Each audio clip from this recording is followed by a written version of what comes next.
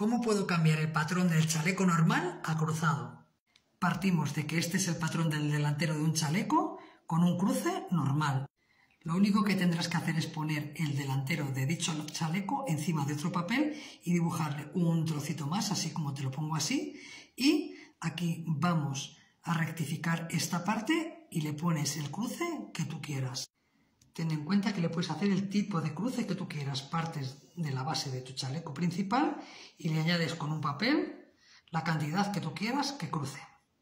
El resultado será así, un doble cruzado o un doble cruzado de la manera que tú quieras. Recuerda, el trozo que le tienes que añadir para que sea una doble montura es la mitad de lo que realmente quieres que monte. ¿Por qué? Porque solo es la mitad de un delantero. Es decir, si tú quieres que monte un total de 20 centímetros, añádele solamente 10. 10 de un lado y 10 del otro serán los 20 centímetros que necesitas. Espero habértelo aclarado.